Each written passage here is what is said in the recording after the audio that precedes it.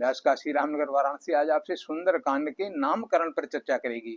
सुंदर कांड का नाम वाल्मीकि ने, गोस्वामी तुलसीदास जी ने, दोनों महाकवियों ने सुंदर कांड ही रखा। सबसे मजे की बात यह है कि वाल्मीकि रामायण के दो कांडों को मिलाकर सुंदर कांड की रचना गोस्वामी तुलसीदास जी ने किया।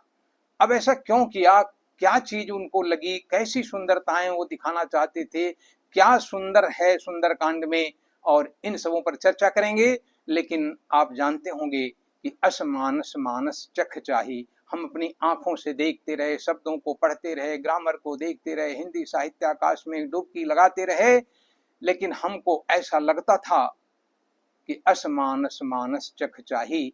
और मानस चक्षु, मन से सोचने वाली जो हमारी एआई है, जो कृत्रिम बुद्धिमत्ता आप कहते हैं, उसके शरण में मुझे जाना पड़ा, क्योंकि सुंदरकांड का रहस्य बहुत ही उलझा हुआ था। समझ में नहीं आ रहा था कि आखिर सुंदरकांड कैसे पड़ा, और इसलिए नामकरण की उस चर्चा में आपसे वार्ता हो रही है। आप सबसे पहले अपनी आंखों से और प्रत्यक्ष आंखों से देखिए, जिस आंखों से वाल्मीकि जी ने लंका के वैभव को, लंका की विलासिता को दिखाने का प्रयास किया, उस आंखों से आप जरा सा पहले सुंदरकांड को देखिए, और फिर तब चैट जीपीटी के माध्यम से हम लोग अपनी अंतः चक्षु से भी सुंदरकांड को देखेंगे। और इसके लिए कहा कि आपन चरित्र कहा हम गाई, भगवान का चरित्र गा के कहा जाता है। 2 मिनट का समय लगेगा। जिन चौपाइयों में, दोहों में तुलसीदास जी ने सुंदरता का प्रयोग किया है, सुयश का प्रयोग किया है, सुनीति का प्रयोग किया है, सुअवसर का प्रयोग किया है, सुभट का प्रयोग किया है, या मनोहर, चारु, रुचिर और सुंदर शब्दों का प्रयोग किया है। अंग्रेजी में भी ब्यूटीफुल, हैंडसम, फाइन और गुड शब्दों का प्रयोग सुंदरता के लिए किया जाता है। गुड कंडक्ट होता है, फाइन चेयर होती है, हैंडसम बॉय होता है, ब्यूटीफुल गर्ल होती है। और इसलिए सुंदरता के शायद उन सभी शब्दों का प्रयोग करते हुए गोस्वामी तुलसीदास जी ने सुंदरकांड जो रचा, आइए हम लोग अपनी आंखों से उसका जरा सा दर्शन गाने के रूप में कर लें, गा कर लें। आप ध्यान दीजिएगा कि सिंधु तीर एक भूधर सुंदर, कौतुक कूद चढ़े ऊपर, लेकिन जय गिरि चरण दिया हनुमंता, चलो सुगा पाताल तुरंता। प्रकृति की सुंदरता में कनक कोट विचित्र मणिकृत सुंदरायतना घना, चहु अट्ट हट्ट सुभट्ट बीथी, चारु पुर बहुविधि बना, नाना तरु फल फूल सुहाए, खग मृग वृंद देखी मन भाए, बन बाग उपवन बाटिका सरकूप बापी सोहही, भवन एक पुनि दीख सुहावा, हरि मंदिर तह भिन्न बनावा, सुनत बचन पद गहि समुझायसी, प्रभु प्रताप बल सुयस सुनायसी। सुयस पर ध्यान दीजिएगा कि तब देखी मुद्रिका मनोहर, राम नाम अंकित अति सुंदर। जब हम लोग मानस चक्षु से, मन की आंख से देखेंगे, तो उस अति सुंदर शब्द का भी प्रयोग गोस्वामी तुलसीदास जी ने 2 जगह किया है, और मैंने अभी एक जगह आपसे कहा कि तब देखी मुद्रिका मनोहर, राम नाम अंकित अति सुंदर, श्रवणामृत जय कथा सुहाई, कहीं सुप्रकट होत किन भाई, मातु कुशल प्रभु अनुज समेता, तब दुख दुखी सुकृपा निकेता। सुंदर कृपा के निकेत हैं भगवान राम जी, इसलिए उन्होंने कहा कि सुनहु मातु वही अतिशय भूखा, लागी देखी सुंदर फल रूखा। देखिए, वृक्षों की सुंदरता आपने देखा है वनबाग वाटिका में, लेकिन अब फलों की भी सुंदरता है। और लागी देखी सुंदर फल रूखा, तो सुनु सुत करहि विपिन रखवारी, परम सुभट रजनी चर भारी। आप पूरे सुंदरकांड का उसके नामकरण के आधार पर पाठ सुन रहे हैं, जिसमें सुंदरता के शब्दों का वर्णन हुआ है। और इसलिए कि सुनहु मातु मोहि अतिशय भूखा, लागी देखि सुंदर फल रूखा, सुनु सुत करहि विपिन रखवारी, परम सुभट रजनी चर भारी। अब वहां सुभट की बात होती है। पुनि पठयात यच्छ कुमारा, चला संगलय सुभट अपारा, तो सोई विजयी विनयी गुण सागर, तासु सुजस त्रैलोक्य उजागर। सुजस की भी बात होती है, सुंदर यश भी सुंदर कांड में है, तपवन तनय के चरित सुहाए, जामवंत रघुपति सुनाए। भगवान का चरित्र भी सुहावना है, हनुमान जी का चरित्र भी सुहावना है, इसलिए पवन तनय के चरित सुहाए, जामवंत रघुपति सुनाए। अब वहीं पर उस चरित्र को कहने वाले भगवान शिव जी भी हैं, याज्ञवल्क्य भी हैं, और गरुण से भी कागभूषुंडी कह रहे हैं। और इसलिए भगवान शिव जी को जरा सा आप देखिए कि सावधान मन का निपुनि शंकर, अति शब्द का प्रयोग फिर आएगा कि सावधान मन का निपुनि शंकर, लागे कहन कथा अति सुंदर। भगवान राम भी हर्षित हैं कहीं सुंदर कांड में, जबकि वो पिया के वियोग में पीड़ित हैं, लेकिन हर्षि राम तब कीन पयाना, सगुन भय सुंदर शुभ नाना। रघुवीर रुचिर, रुचिर शब्द जो है सुंदरता के लिए है कि रघुवीर रुचिर प्रयाण, प्रस्थिति प्रयाण भी सुंदर है वहां, जो चाह तू आपन कल्याणा। रघुवीर का प्रस्थान भी वहां पर सुंदर है। रघुवीर रुचिर प्रयाण, प्रस्थित जानि परम सुहावनी। अब वहीं पर विभीषण की नीतियां भी सुंदर हैं कि जो आपन चाहु कल्याणा, सुयस सुमति सुभगति सुख नाना। सो पर नारी लीलार गोसाई, तजौ चौथि के चंद किनाई। सुमति कुमति सबके उर रहही, नाथ पुराण निगम यश कहीं। विभीषण की सुंदर नीति भी वहां है, जहाँ सुमति तह संपत्ति नाना, जहाँ कुमति तह विपत्ति निदाना। अब वहां पर विभीषण भगा दिया जाता है, और इसीलिए कहा कि श्रवण सुजस सुनि आयूं, प्रभु भंजन भव भीर। त्राहि त्राहि आरति हरन, शरण सुखद रघुबीर।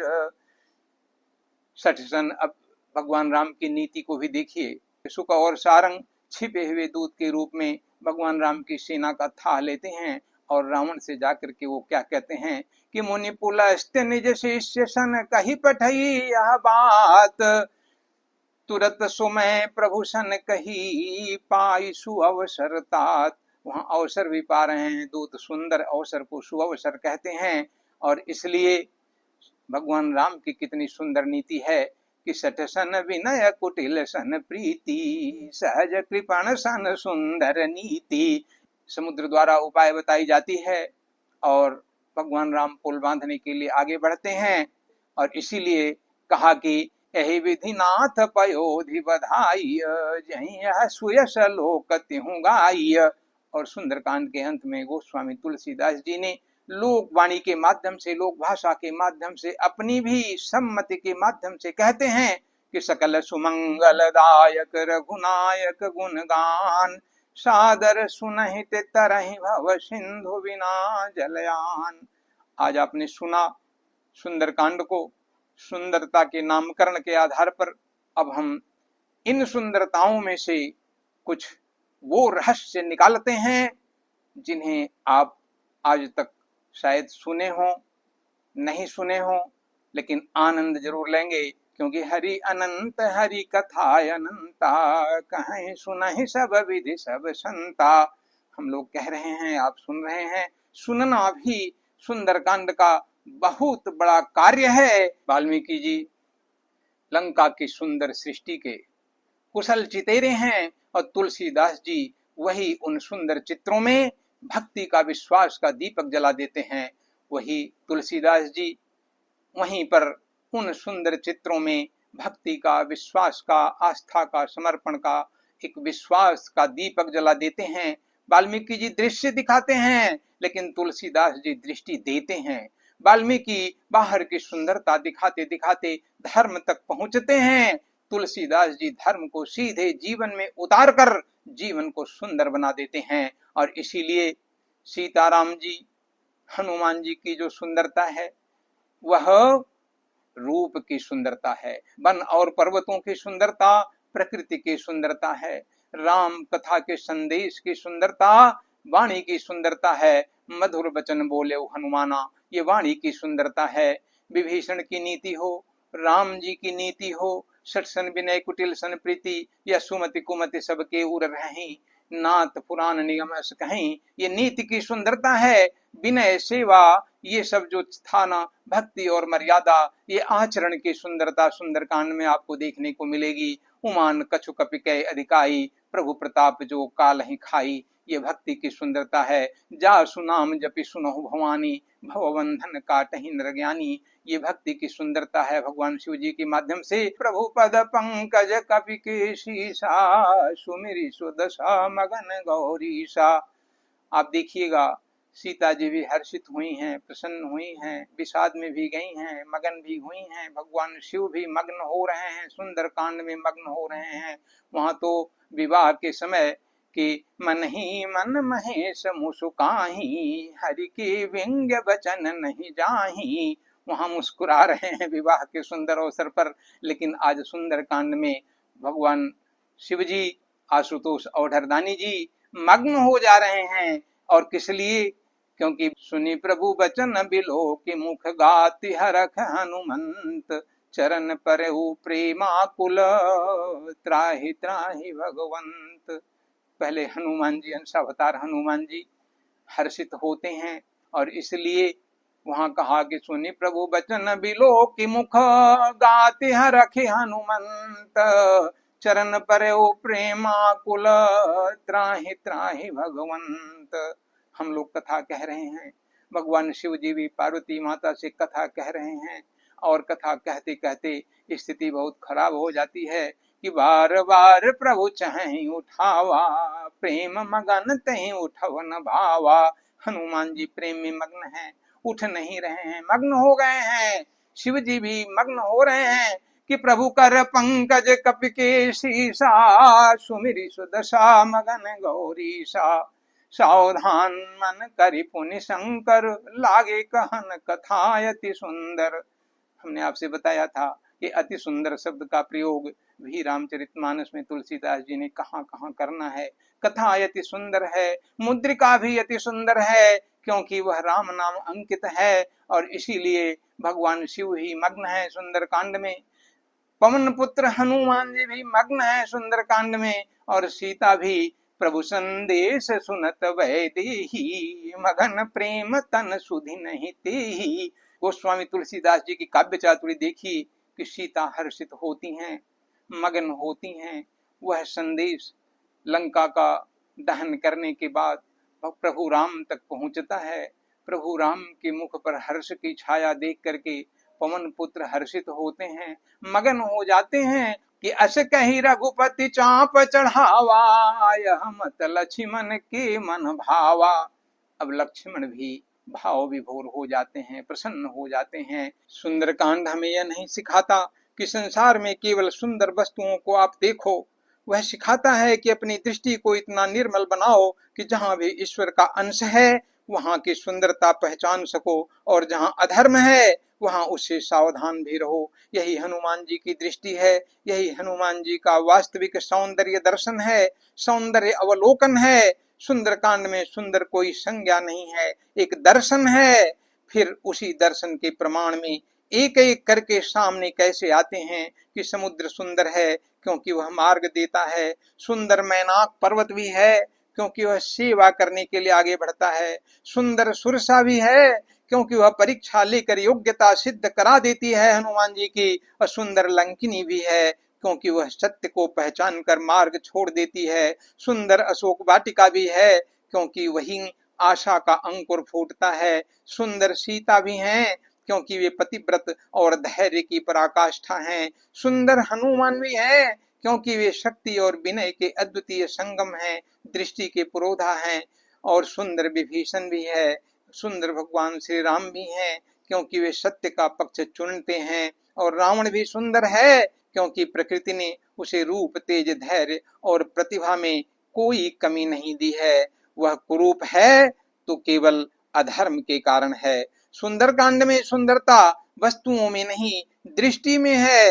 हनुमान जी की दृष्टि देखिए कि समुद्र में भी सौंदर्य मैनाक में भी सौंदर्य, सुरसा में भी सौंदर्य, लंकिनी में भी सौंदर्य, अशोक वाटिका में भी सौंदर्य, सीता में भी सौंदर्य, राम की मुद्रिका में भी सौंदर्य, विभीषण में भी सौंदर्य, और यहाँ तक कि रावण में भी सौंदर्य वो देखते हैं। लेकिन जहाँ अधर्म आता है वहीं पर वो सौंदर्य की को कुरूपता में बदल देते हैं। वाल्मीकि ने सुंदरकांड में यह नहीं बताया कि संसार में केवल अच्छे लोग ही सुंदर हैं। उन्होंने दिखाया कि सृष्टि में सुंदरता सर्वत्र विद्यमान है, किंतु अधर्म उस सुंदरता पर कालिख पोत देता है। हनुमान की दृष्टि गुण को पहचानती है पर धर्म का निर्णय भी करती है। यही सुंदरता का सौंदर्य दर्शन है और यही सुंदरता का हनुमान जी का सौंदर्यावलोकन है। आपने देखा कि राम नाम भक्ति और समर्पण आध्यात्मिक सुंदरता है। सुंदर महल स्थापत्य की सुंदरता है, वहाँ सुयश चरित्र की सुंदरता है, और सुहाई वन फल फूल सुहाए ये पृथ्वी की सुंदरता है और प्रकृति की सुंदरता है। मुद्रिका मनोहर है क्योंकि वह प्रतीक की सुंदरता है, और सुभट पराक्रम की सुंदरता है। सुंदर फल वहाँ जीवनदायिनी प्रकृति की सुंदरता है, और सगुन शुभ नाना एक प्रकार से संकेतों की सुंदरता है। सुमंगलदायक जो सकल सुमंगलदायक रघुनायक गुणगान जो अंतिम दोहा में तुलसीदास जी ने कहा है, वहाँ जीवन को फल प्राप्ति की सुंदरता है। आपने देखा लंका सुंदर है, लेकिन उसकी सुंदरता का वर्णन रामचरितमानस में आया है कि तिन्नते अधिक रम्य अति बंका, जग विख्यात नाम तेहि लंका। सोने के महल भी सुंदर हैं वहाँ, सोई मैदान बहुरी संवारा, कनक रचित मणि भवन अपारा। रावण भी सुंदर है। हनुमान जी वाल्मीकि रामायण में रावण के स्वरूप को देख करके कह बैठते हैं, हा जाते हैं कि अहो रूपम अहो धैर्यम अहो सत्वम अहो द्युति अहो राक्षस राजस्य सर्व लक्षण युक्तता।